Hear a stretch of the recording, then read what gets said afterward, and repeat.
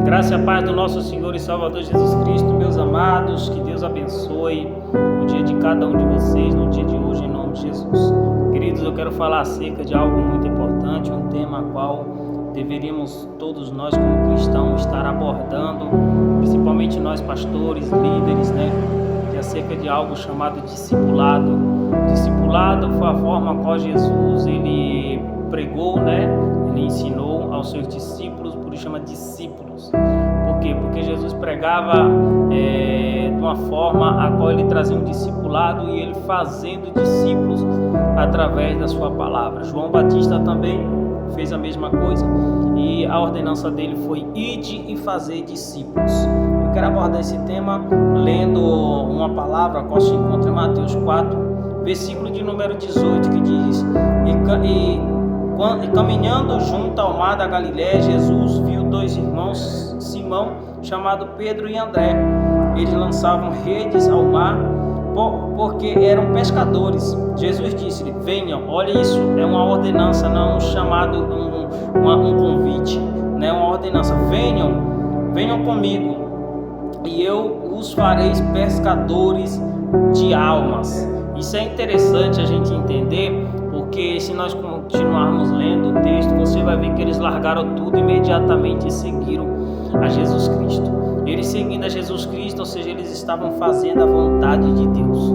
Todos nós temos um chamado da parte de Deus sobre a nossa vida, e eu creio que todos deveriam entender esse chamado. Todos deveriam entender e obedecer, Porque a palavra do Senhor vai dizer que não foi nós que escolhemos ao Senhor, mas foi Ele que nos escolheu para que nós vá e dê fruto, e esse fruto permaneça. Ou seja, não foi você que escolheu ao Senhor, foi o Senhor que te escolheu. Então, quando você entende isso, você faz a vontade de Deus, independente das provas, das lutas, das dificuldades. Jesus veio com um propósito. Esse mundo não foi um propósito fácil, foi um propósito de morrer na cruz, foi um propósito de apanhar, de ser humilhado, mesmo sendo Deus. A Bíblia diz que ele não usurpou ser igual a Deus, mas tomou a forma de servo, para sofrer por mim, por você. Então esse chamado ele tem na vida de cada um de nós que queremos a salvação, Então eles chamam ali os primeiros discípulos, e a Bíblia vai dizer que Simão, chamado Pedro, e André seguiram imediatamente. Então eu entendo nesse dia de hoje que Deus ele está falando para mim e para você: não seja somente alguém que segue a Cristo, mas alguém que serve a Cristo. Você tem que servir. E o que é servir? Servir é você deixar tudo. Eu não estou falando para você deixar o seu trabalho, abandonar a sua família, não é isso. Quando a Bíblia fala de deixar tudo, é você entender que a partir do momento que você entrega a sua vida para Jesus, você começa a viver não você, mas Cristo vive em você. Então você vai fazer aquilo que Ele te mandar. Gálatas capítulo de número 2, versículo de número 20, se não me falha a memória. O apóstolo Paulo, ele vai falar acerca disso: não sou eu que vivo, mas é Cristo que vive em mim. Então se Cristo vive em mim, então não sou eu mais que vivo, ou seja, eu faço a vontade de Deus. Vai vir prova, vai vir luta, vai vir dificuldade, mas você tem que permanecer firme, acreditando que aquele que prometeu, ele é fiel para cumprir. Aquele que começou a boa obra é fiel para findar. Então eu entendo isso. Existem dois chamados da parte de Deus na vida de todos os seres humanos. O primeiro chamado se encontra em Mateus capítulo de número 11, versículo de número 28.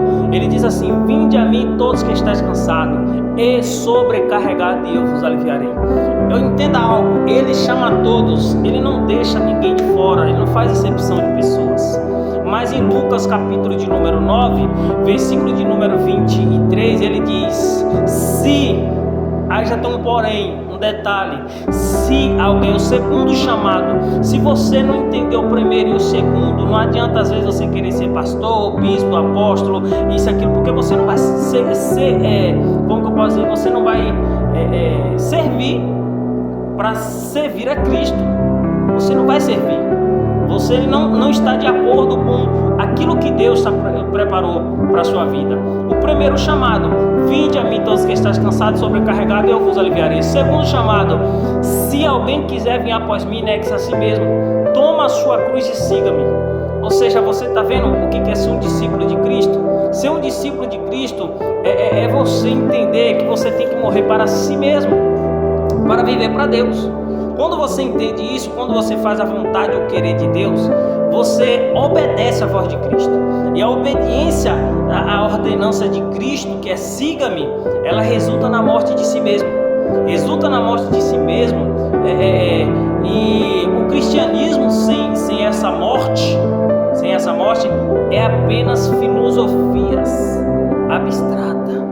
É apenas filosofia. Você vê a pessoa falar bem, você vê a pessoa pregar bem, tem uma boa eloquência, mas é apenas filosofias abstratas. E é um cristianismo sem Cristo. Um cristianismo que não tem negar a si mesmo é um cristianismo sem morte. Se você não morrer para si mesmo, para viver para Deus, não serve. Não serve. Não adianta. Se você não quer servir a Deus da forma correta, porque você não é um discípulo, você é um seguidor. Eu quero deixar uma palavra também aqui para vocês, ver como que Deus fala acerca daqueles que servem a Cristo. Olha o que a palavra do Senhor fala em João capítulo 12, versículo 26. Se alguém me serve, olha o que ele está dizendo: se alguém me serve, siga-me. É uma ordenança. Siga-me. E eu estou, se alguém me serve, siga-me. E onde eu estou, ali estará também o meu servo.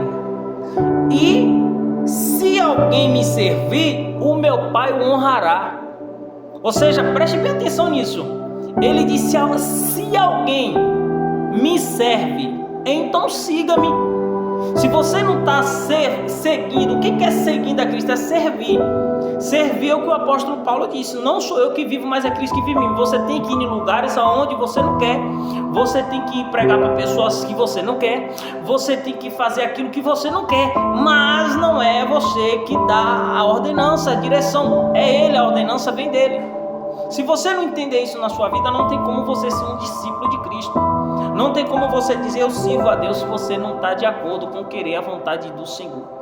Se você diz que serve a Deus, mas você não quer exercer aquilo que Deus ele já determinou sobre a sua vida, então não serve para servir.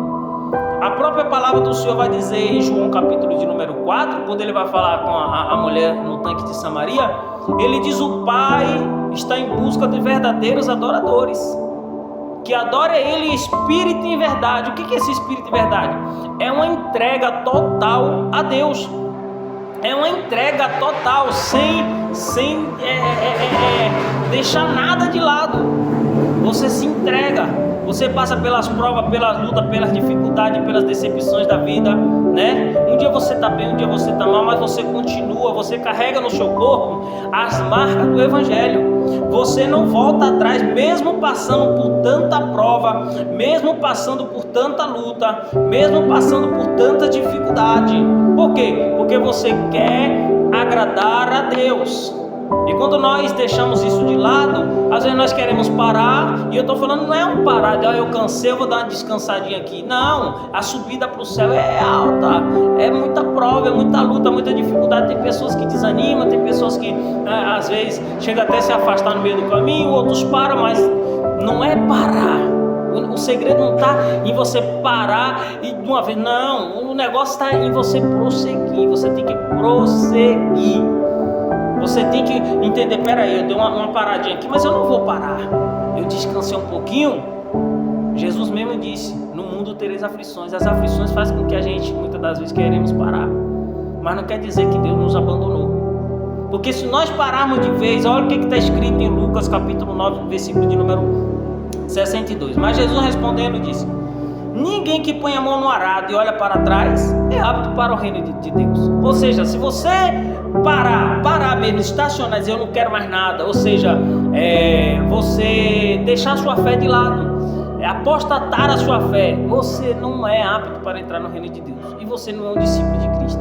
Você era só um seguidor de Cristo. Ah, mas eu estou em casa, eu estou aqui tranquilo, eu estou servindo a Deus. O que importa é que eu sirvo a Deus de coração. Não, não tem essa, não vai nessa, não cai nessa ilusão que o diabo colocou na mente de muitos. Porque Jesus mesmo disse: se alguém me serve, siga-me. Então você tem que estar de acordo com querer a vontade de Deus. Tá bom, queridos? Fica com esta palavra, guarda na tábua do teu coração. Essa é a primeira parte do discipulado do dia de hoje. Deus abençoe a todos, receba um abraço do teu